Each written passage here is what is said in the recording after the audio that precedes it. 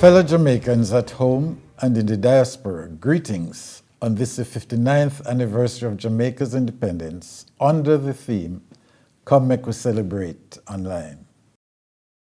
Over the past 59 years, Jamaica and Jamaicans have made great strides and overcome many struggles to become a sovereign nation with an admirable legislative framework and a unique culture which is globally recognized. Our history is one that speaks to the experiences of hardships, prosperity, growth, and determination of a people. Some may think that political independence has not produced the expected structural changes and that poverty and inequality have not been adequately addressed. Nonetheless, we continue the upward task of nation building to shape our own destiny. We have come a long way from our colonial past to forge our own identity. We now enjoy several achievements which belie the country's physical size. We enjoy a stable democracy, enlightened fundamental rights and freedoms, increased infrastructural growth and development, respect in the diplomatic community, among other achievements.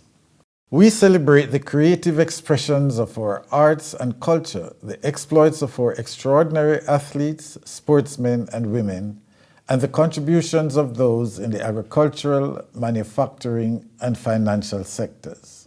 Generations of Jamaicans have made our country what it is. Farmers and teachers, engineers, laborers, entrepreneurs, and elected leaders, people from all walks of life, and from all parts of the world, pulling in the same direction, protecting brand Jamaica and making true our motto, out of many, one people. For the past 17 months, we have been wrestling with the harsh realities of the COVID-19 pandemic. We have experienced the debilitating effects of the virus on our lives and livelihoods, and our resilience and resourcefulness have been severely tested. I commend the collaboration between public and private sector organizations that have devised strategies to minimize the effects of the pandemic on the social and economic lives of our citizens.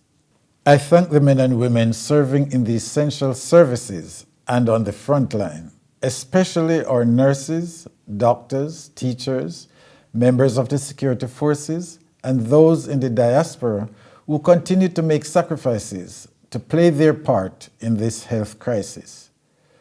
We must continue to carefully observe the protocols of the Disaster Risk Management Act so we can return to some semblance of normality soon.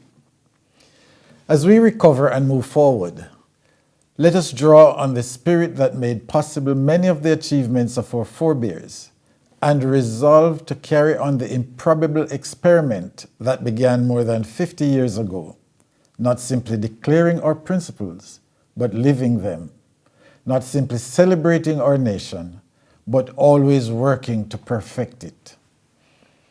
Lady Allen joins me in wishing you happy independence. May God bless you, and may God bless Jamaica, land we love.